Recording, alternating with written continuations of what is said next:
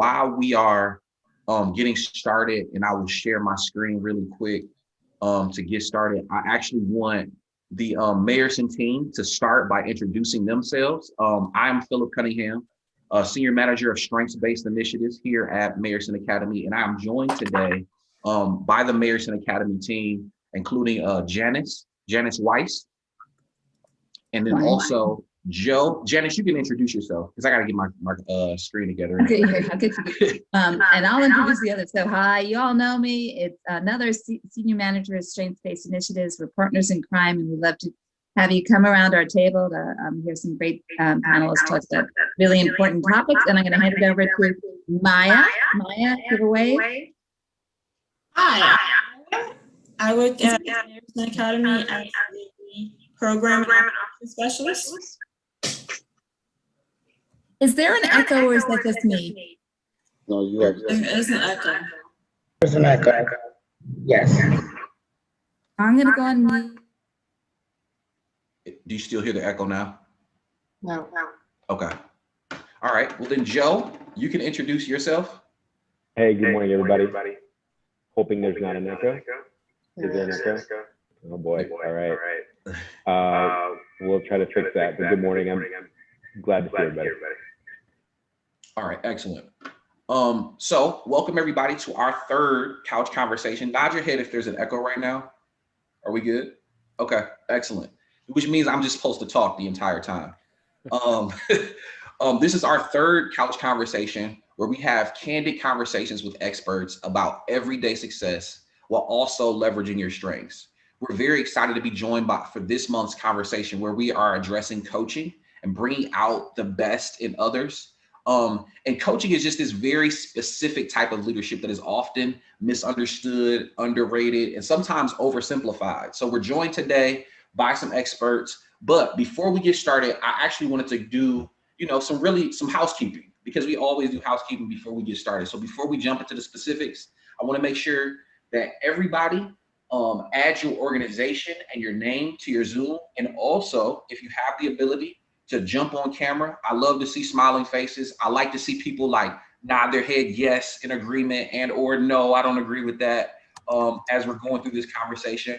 Also, I want to encourage everybody to sit back, relax, and have an open mind during this conversation. Lots of times when we're hearing new information, sometimes our traditional thought, our negativity bias kicks in, and it ultimately makes us want to fight against what potential new ideas may be coming our way.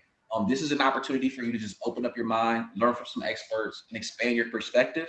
And then finally, you can grab yourself a cup of coffee, grab yourself a snack, and enjoy the show because this is going to be fun. Okay, let's get started. I always love to start these conversations, all of our couch conversations, with one activity, just to make sure that we are connecting as a group, because the whole point of the network is not only just to learn new things, but to be able to connect with each other around strengths. And so what we're going to do, we're going to, actually, I wanted this to be a much longer exercise, but we're going to only do it for about 8 minutes. But we're going to break into groups of threes. Maya's going to put us into groups of threes, and we are going to talk about people who we know who are coaches, great coaches. So think about a person who you would consider to be a great coach. And it could be a sports coach, it could be a manager, it could be a peer, it could be a supervisor, it could be any coach that you have remembered throughout your life, throughout your career. And I want you to start to think about them. And then I want you to describe what makes them great. Think about all the things about this person that you feel makes them awesome. And then finally, I want you to strengths about that person. We're going to spend about 8 minutes in breakout rooms. Fred and Elaine, don't join the breakout rooms. You can just stay right here in this room. But everybody else, you can jump into breakout rooms. And we're going to have a conversation about coaches. We'll come back in just about 8 minutes. And I will see you guys soon. Did you make me quick? Let me see. Okay. You need to be host.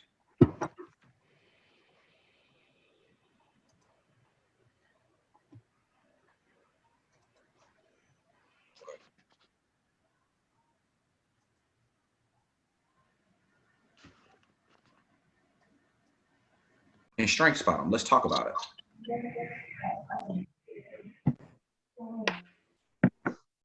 Can you all say that again? Because I think I came in last. Good morning.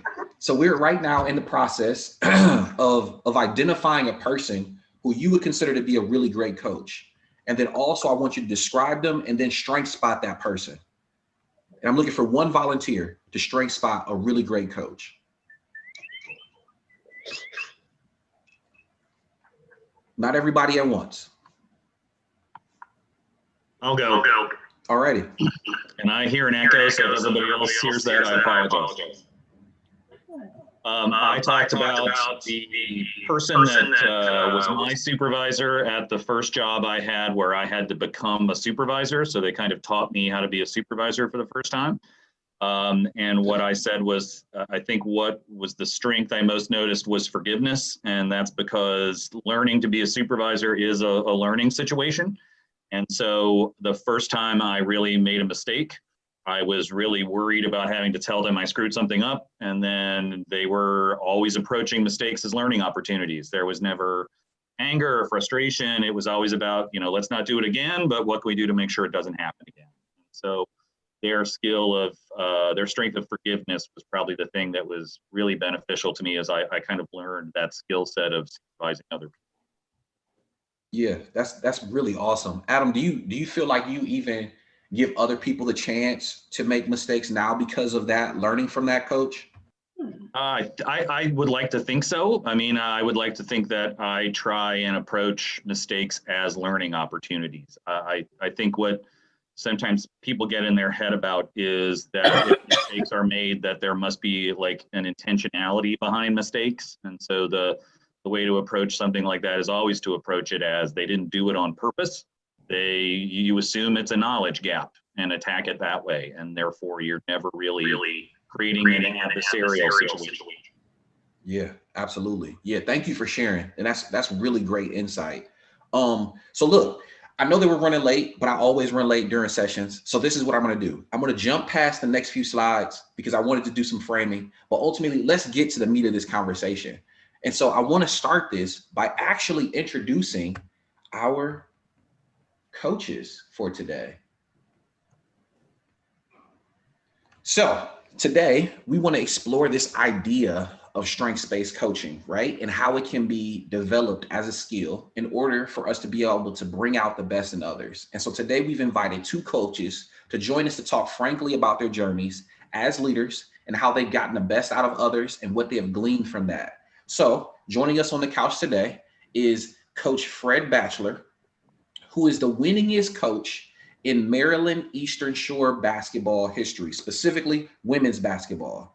Under his leadership, the Hawks have compiled 191 wins while posting an over 500 or better in the conference 10 of the last 15 years. His ultimate goal is to lead the Maryland Eastern Shores Eagles to the NCAA tournament by building a program that exemplifies high character, exceptional talent, and a diligent work ethic. Also joining us on the couch today is Elaine Seuss. And Elaine specializes in coaching leadership teams to maximize their business success, especially during times of change, just like right now. She works with new and seasoned leaders to leverage their strengths and take their effectiveness and impact to higher levels. Elaine helps leaders uncover barriers and blind spots that keep them from realizing their potential and also increase their influence and impact. Her 20 years of working at General Motors and medical device manufacturer Hill-Rom Company provided valuable working knowledge and leadership in multiple business disciplines. Ladies and gentlemen, please join me in welcoming these awesome coaches to the couch.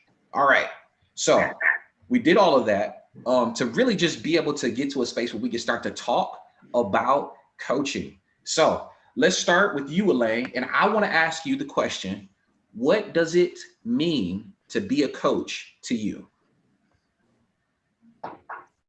Well, how long do we have, Philip?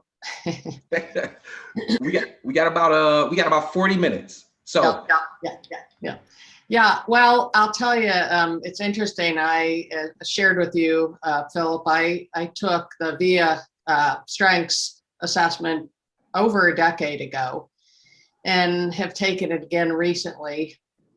And in comparison, I have 3 of the same, excuse me, same character strengths that have stayed in that top 5 across the years. And one of those is curiosity. And so for me in my work, although I played basketball in college as well, so I'm a sports fanatic, and but I think it's curiosity, that has stayed in my top 5. And after the 20 years in corporate, and now for 15 years having my own business as a coach, it's really that ability to have an interest in others, to be curious about what their top strengths are, what their skills are, and what their goals are. And so that curiosity as a coach, I think, is critical. Is what do other people want to accomplish? What might be standing in their way? What could help them get to the goals? But that's just, the first thing that comes up for me is we're generally taught to fix problems as we go through our lives. But the best way I have found to fix problems and to maximize talent and happiness is to be curious and to ask more and tell less. So that's what I do as a coach, is really get a sense for what people want, what would help them to thrive, and to be the best leader they can be. And it's through using that strength of curiosity. Yeah, awesome. That's awesome. Hey, so Yes. I just want to let you know, I think there's still an echo when someone's talking and you're off mute. At least I'm hearing it. So I don't know if you can mute the TV monitor or just be mindful of the mute. Just wanted to make sure you do that. Sorry to interrupt. Absolutely. Thanks, Joe. So as it relates to this idea of curiosity, that's super interesting that you bring that up, because I also saw Coach Batchelor's top 5 strengths, and curiosity is in his top 5 also. So Coach, let's talk a little bit about curiosity and how that shows up for you. And also, what does it mean for you to be a coach? Like, what does a coach mean to you? Well, the first one, I was a little surprised when I did see the results that curiosity was one of my attributes. And like Elaine said, I think, our ultimate goal, the first thing when you said, what does it mean to be a coach? First thing comes to mind to me is responsibility. Responsibility, and I'll take it further in regard to responsibility and the wellness of others. And more importantly, something that the reason why I got into coaching, because of what I received, it was just helping young people, helping individuals reach their fullest potential, not necessarily with basketball, but just in life. And I think when I was listening to you guys, when you asked about the curiosity, I think that's the curiosity in the journey of helping young people develop and what they can become. And it's always different. It's very rewarding, and it's kind of like fills your life and gives you something. You almost live through other people. It's an opportunity for you to live through others, and the responsibility of coaching is probably, to me, is a huge responsibility because there's a lot of things that can go wrong with that. It's a very delicate situation. However, I think ultimately, when your goal is to help young people or anybody you're working with reach their fullest potential, I think you're starting on the right track. If I can just comment on that, since we're on the couch here, as you know, I love that, Coach Batchelor. That responsibility is, it's really not about us as a coach. It's about other people and people on the team or the leaders we're working with. It's really for me in my work, it's often the only time that a leader has to focus on themselves, because otherwise they're busy running a company, they're building teams, they're focused on the goal, et cetera. And this is a special time for them to just take a step back, to sit and say, well, who am I as a leader? What do I do best? What can I do more of? and what patterns might have worked for me previously that are no longer serving me. So it's that outward focus of the coach. And I like how you put it, Coach Batchelor, that the responsibility that we have toward others. That's really interesting. That is really interesting and some really great insights. So my next question is, how do you, like, what is your process? How do you get the best out of the people that you coach? And I'll start that with you, Elaine.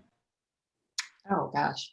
Well, I have, I would say a process, but it's also very organic. It's based on what the needs of my clients are.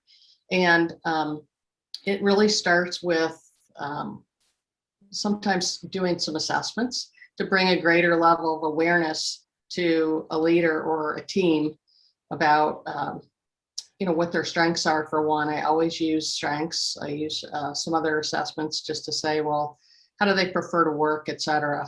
But if we go backward, I sent out a kickoff form, a readiness form, and it allows the individual leader to start processing some questions about themselves, like what are their greatest strengths? What are their values? I think the values are associated with beliefs and behaviors. So it's important to know what their values are and also what their fears are.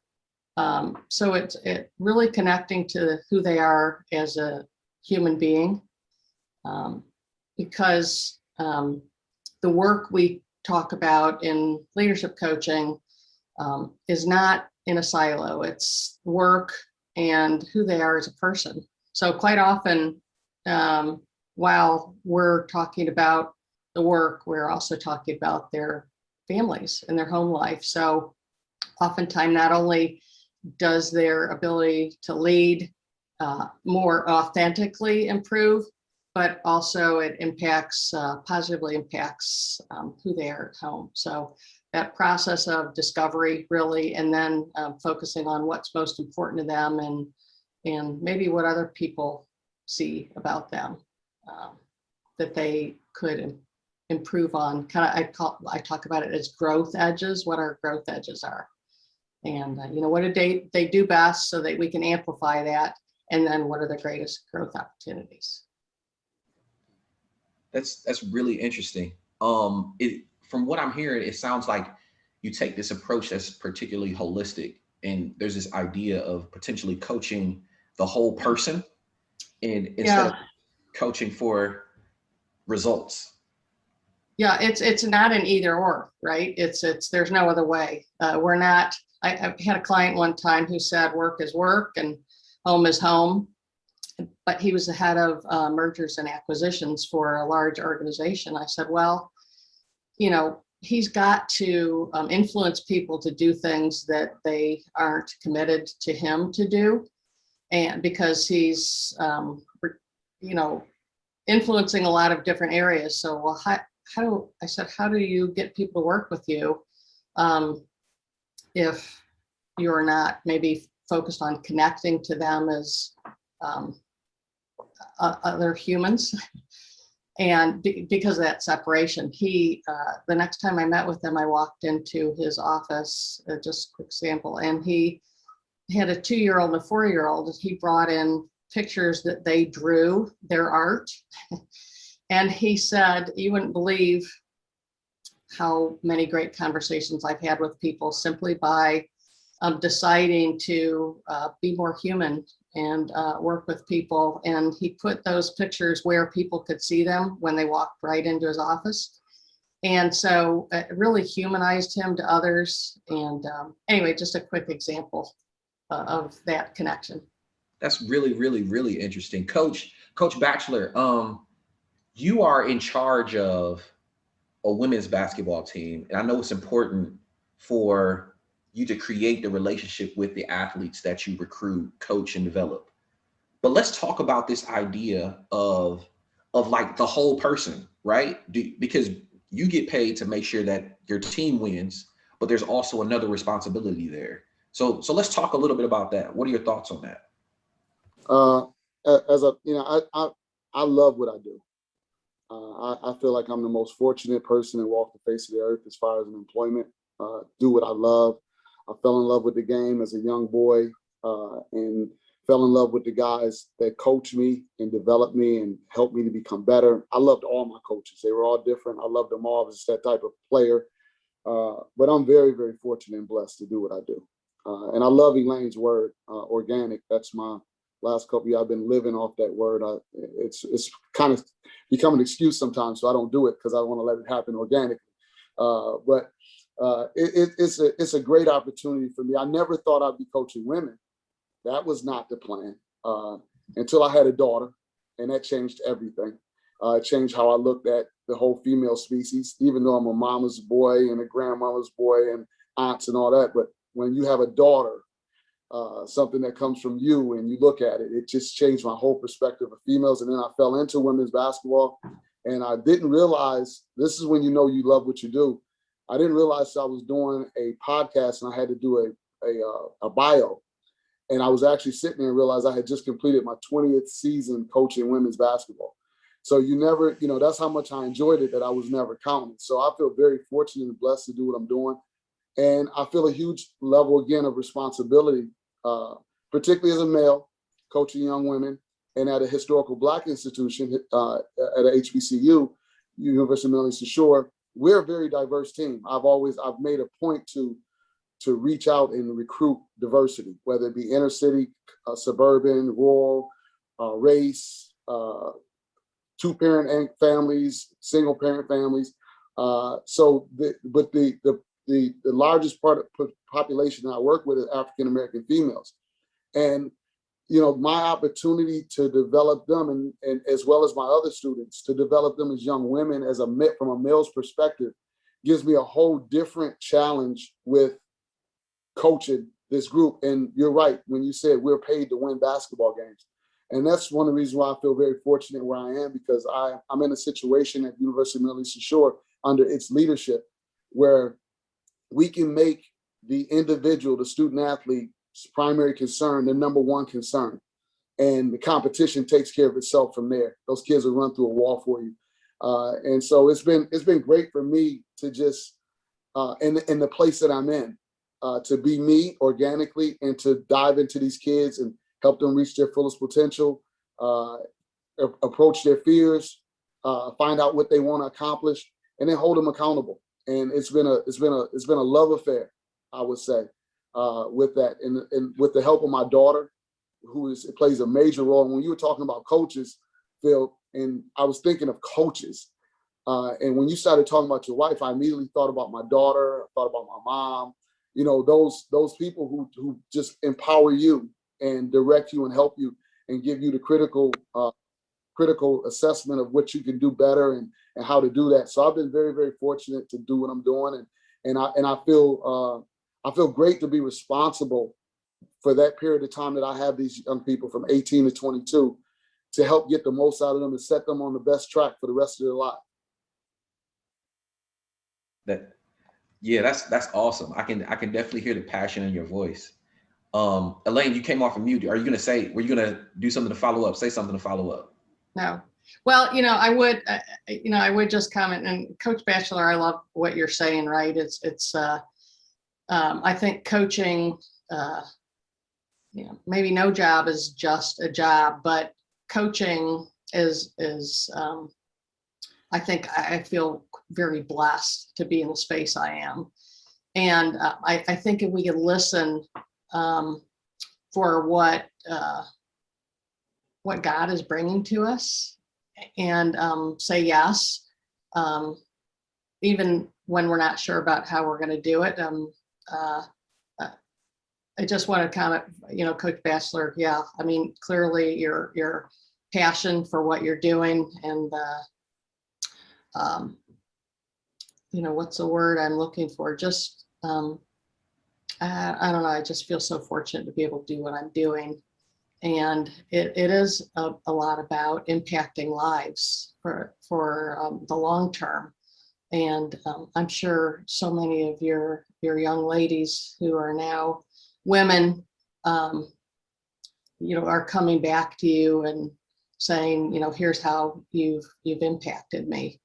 And sometimes even when we don't know it and we hear later on, years later, hey, you were standing on my shoulders in this meeting, or, whatever it might be. But thanks for sharing about the passion you have for it. I feel the same way. Yeah, I can hear from both of you. So here's something interesting that I heard when you were talking, Coach, is that you said that you were writing your bio and you realized that you've been doing this for 20 years. And one of the things that we talk about in our work in the PERMA is this idea of finding flow. And so the next question I want to ask is specifically around this idea of you at your best, right? When you find your flow, it seems like you found the thing that you're supposed to do, both Elaine and also you, Coach Batchelor. Tell me about the times when you found that you were just like, you felt like you were doing your best work. And what was that like as a coach? Coach Batchelor, would you like to start? Sure. I was listening to the song, and it's funny, the song, do what you do, express yourself. And there's a part where he says, it's not what you look like, it's what people see you as when you're doing what you do. I got to listen to that again to get the full effect of it. But I can feel myself when I'm interacting with these young people at my best, when I'm reaching their needs, when I'm meeting them where they are in that difficult place, whether it's on the floor, in the office, in the locker room, and you're connecting with them. And I love it when I'm on the floor. It's so exciting because we're coaching and we're teaching, we're challenging, we're pushing, we're yelling, I'm cussing. I'm not the same way. I mean, they say I'm bipolar at times, which I accept. But I'm pushing them and I'm doing it, and they're responding and they get it. And they're allowing me to dig deeper and deeper into their frailty to get something more out of them. It's like a drug high. It's just amazingly the feelings that you get when you're doing it. And I can see myself in an area or a place that if the Lord took me right now, I'd be okay, because it was what I was designed to do. It was what I was built to do. It was what I was created to do. And then coaching, I've been able to find my purpose outside as a career. You get that with your family. I've been very fortunate and blessed with my family and a long extended family. But when you can get that in your career, it's like, it's an amazing feeling. So for me, it's when I'm pushing those kids and I'm in them and I'm digging at them, and I'm more so when I'm pushing them than anything else. Not so much comforting them and all of that, but when I'm pushing them and I'm pushing them further than, and Elaine brought up the word that I kind of run away from personally, that I feel I need to deal with sometimes, is what are we afraid of? And when we can push those kids beyond that level, that's probably the greatest rewarding experience. And I feel like that's when I'm at my best. Yeah, that's beautiful. Thank you. Thank you for sharing that. I didn't even know there was a job as a coach. I've coached little kids in basketball, et cetera, but I didn't know there was that job as a professional, because we didn't have coaches at General Motors or Hill-Rom Company. And I met a leadership coach and I was like, holy cow, like that's a job. And people pay you for that. And I knew, like, I was born for that. So I started a marketing company initially, and I just stopped taking marketing clients. I got certified as an executive coach, and the first 2 people I talked to were interested in a coach. So to your point, Coach Batchelor, is, what really utilizes your own strengths and your talents, and what do you do best and connects to your values. And Philip, you asked, when am I in flow? And it's really oftentimes the same, Coach Batchelor, to what you're saying is, one of my clients told me one time, he said, what you do, you push people, he didn't say me, you push people outside of their comfort zone, but not so far outside of the comfort zone that they can't reach it. Mm-hmm. So getting outside of that comfort zone, which a lot of leaders sometimes aren't invited to do that on a regular basis by their own teammates or somebody external who might be able to talk with them in a new or different way than they could otherwise. But that there's a component there, and it's trust. And so the reason Coach Batchelor is able to push his young ladies to achieve beyond maybe what they think they can, or the reason my CEOs or CFOs or leaders in the middle are able to do that is because they trust us. And we're coming, or I'll just speak for me, I'm coming from a place of I want them to be as thriving, successful, happy, effective, it's just as much as they do. And sometimes I don't want to say more, but sometimes I can see something they might not be able to see. And it's when they have those aha moments, and when they're able to act on the work that they need to do to become a better leader and a better human being, it is so much fun. And sometimes I just have to pinch myself really to say, wow, at this point in my life, I get to do this. And it's that helping people see things that they may not otherwise, and then helping them figure out, because they know how to best get there. I just have to pose some questions that'll help them think about what they want to do and how to get there. It's it's not every day, but it's almost every day when I'm coaching clients who are all in and willing to do the work, even when it feels hard. It's wonderful. So thank you for that. That's super interesting. One of the things that I'm hearing you both say is that you are comfortable having really tough conversations with the individuals that you coach, and you actually enjoy the hard conversations. And so I want to get tactical. Like, we've been talking pretty high level about this, but I think for everybody on the phone, I think that they're interested, and I'm super interested in understanding what that conversation looks like when you create an environment, the people trust you, right? We talk about this, the idea of radical candor, where you care about the person, they know you care about them, but you also challenge them directly. But what does that conversation look like? And then how do you start that conversation to be able to get to a space where you're getting what it is that that person needs from the situation, in a coaching situation? I want to start with you, Coach Batchelor. Well, it means taking risks. Going there. When I was listening to you ask the question, and the trust helps you to take risks, and it's okay to be wrong. Sometimes I take risks I might say, look, this is what I think is bothering you. And they're like, no, coach, that's not it. And then I might say, yes, I think it is. We may go back and forth on it, but I think that the taking the risk sometimes and having those uncomfortable conversations, it's all built on the relationship prior. You said something about tell me how much you care. And the whole comment about tell me how much you care before you tell me how much you know.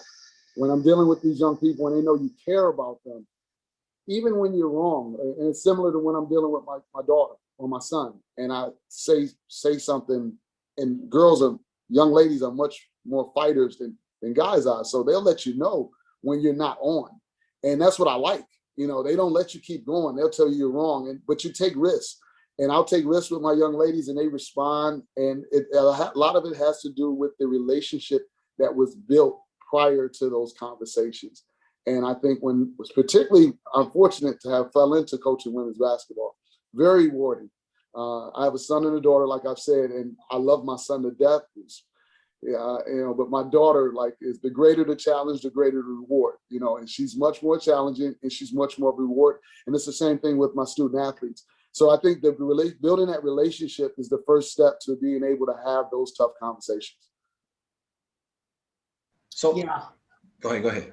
Yeah, I love that, right? That idea of trust. And for me, I have to establish that quickly, but it's not something I think about it. I think it's just who I am. It's I'm coming to it because I want the individual I'm working with or the team, to collaborate. But if it's an individual leader, I'm in it for you. Otherwise, if you're not in it as much, then it's not going to work. And I would say that sometimes I am asked to coach people who haven't thought of the idea themselves at first. They've been invited to get a coach, but it's the greatest thing when somebody maybe who didn't think about getting a coach themselves, but has been asked by their leaders to get a coach, when they extend that coaching experience because they really understand how can help them really be more of who they want to be. And a question that I often have is, how do you want others to experience you? And that often stops people in their tracks to think about that. It's like, yeah, at a C level leader who we did a 360 and some people described him as a bully, and he had elephant tear coming out of his eye.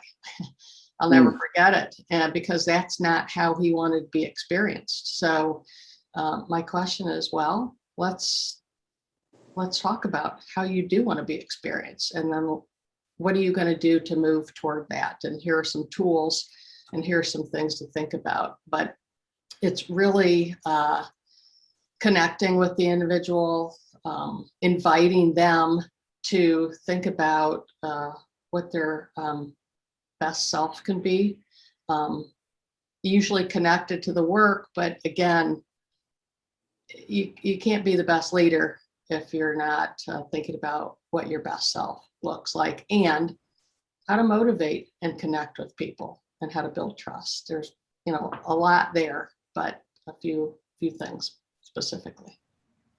That's really, really interesting. Thank you for that. That's some really, really great insight. Specifically, this idea of how do you want people to experience you? I think that is, I'm writing notes and I'm like, that's one of the things that's going to go on my wall. So let's shift a little bit, because at the end of your comments, Elaine, you talked a little bit about leadership. And so my question is around this idea of leadership and what is the difference between leadership and coaching? Yeah, I don't know that I see a difference between those, Philip. I mean, honestly, much of what I do is teaching leaders to be coaches. And that comes through what I said earlier. It's asking more and telling less, so that you can actually build capacity in your people. As a leader, it's not your job to do the work for them. You need to empower them and hold them accountable. And there are processes and ways of doing that.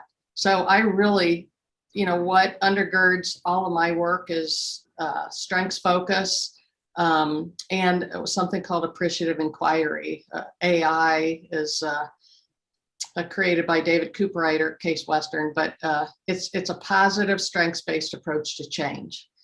And it's through learning about the individual, what are the successes and how do they amplify their successes, et cetera. So I would almost say, and I actually have a training that is called Coach to Lead. It's really about helping leaders be coaches. And I'll just tell one quick story and pass it on to Coach Batchelor. But in this Coach to Lead training, there was a big guy in the session, and we did a day-long session because that's how the organization wanted to do it. And I really was taking them through some steps to have different types of conversations with their employees. And at the end of the day, he said, "Man, that was awful." And I said, "Tell me more about that." He said, "Well, first thing in the morning when you were, making us, ask more, tell less, coach, I couldn't do it. But at the end of the day, it got better and better. So it was very difficult for me. But he went out and he had these new types of conversations with his employees where he was asking them, what do you want here in your career? What do you want more of, et cetera? And one of his employees started crying. He said, well, wait a minute, am I doing something wrong? She said, no. First of all, I can't believe how much time you're giving me. And second, I'm so appreciative that you care enough about me to ask what it is. And not that he didn't care before, but he just learned something new. So he became a coach as a leader. That is awesome and huge. Coach Batchelor, what about you? I think they are different in a sense too. I think leadership, I was reading something where someone talked about leadership is central to the human experience. It is something that it's in every facet of our lives. I think coaching is a little more specific. I'll give you an example. We went through COVID this year where we didn't play. We opted out as an institution of all athletic activities, which was a huge challenge for many of my colleagues because they were ready to coach. And we talked a lot about the fact that now is a time for leadership more than it is a time for coaching. I think you have a lot of great coaches who are not necessarily good leaders, just as you have good leaders who are not necessarily good coaches. I think that that your ability to be able to put a battery in somebody's back is the next step in coaching. To really be able to infuse skills and more so confidence in them to be able to reach certain goals. But leadership is central to everything that we do. And I think that's the difference in the two. And I'm always trying to, I enjoy being a good coach, but I prefer to be an exemplary leader. Because I think at the end of the day, those are the things that are going to matter most, more than whether or not I taught a kid how to dribble effectively with her left hand. I think competencies are important in leadership. But I think the most important thing is your ability to be able to really, like that young lady that she talked about, broke down in tears that someone felt enough about her to put that time into her. And I think that's where leadership kind of gets into coaching a little bit more. Yeah, absolutely. So listen, we're at 10:54. I always run late. I want to make sure that we can take some questions from the crowd. Is there any questions? You can take yourself off mute if you have a question for both Elaine and also Coach Batchelor. And if not, I have a whole bunch more questions I could ask.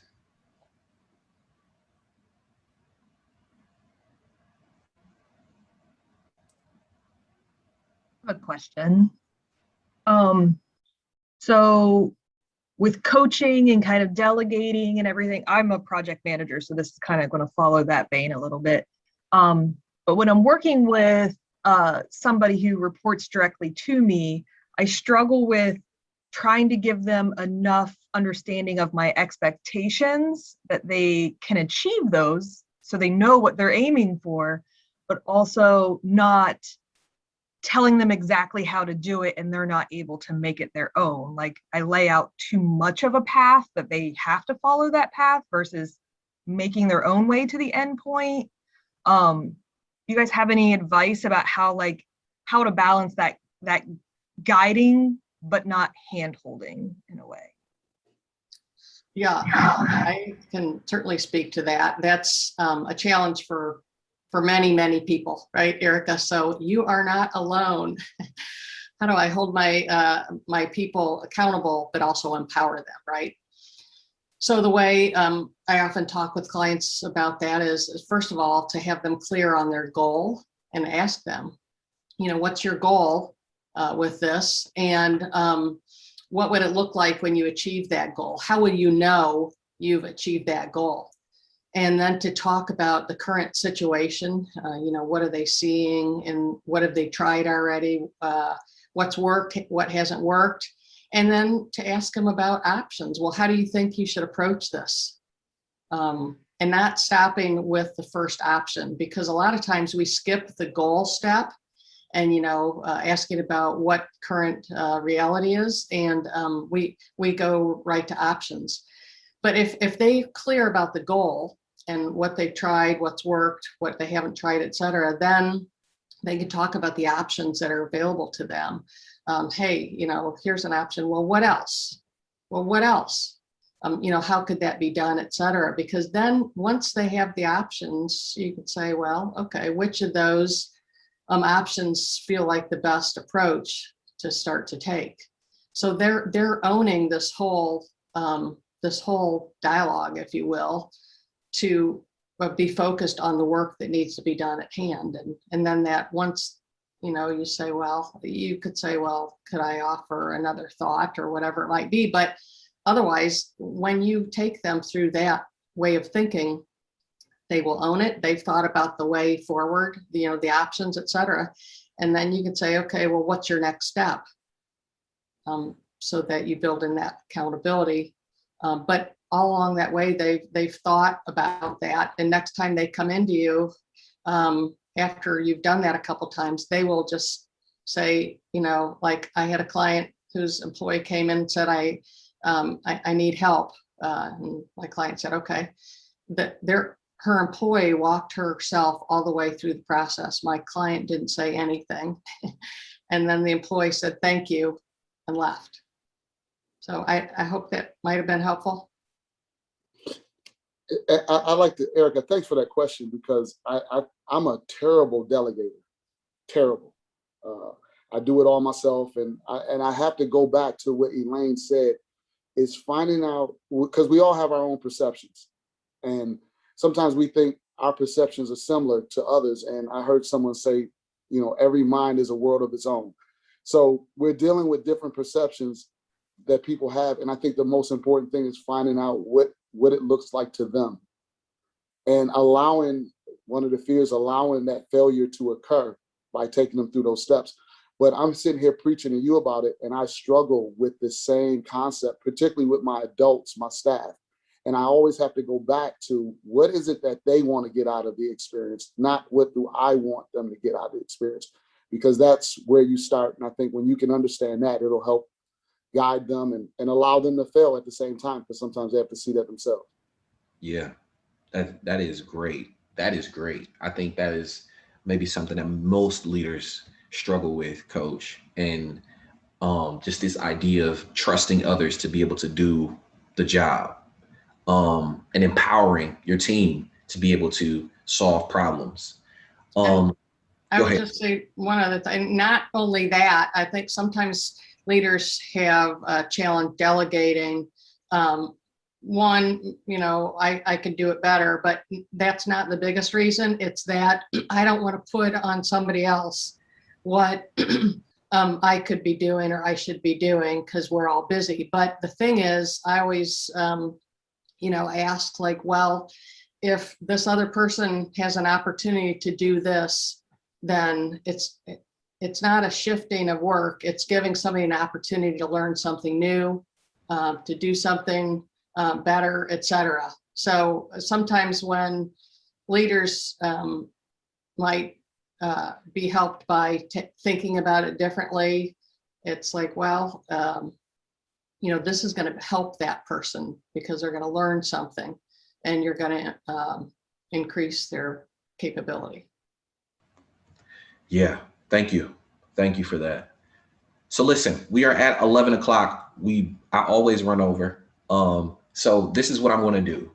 I would encourage everybody to send in other questions that you have. You could just send them in via email.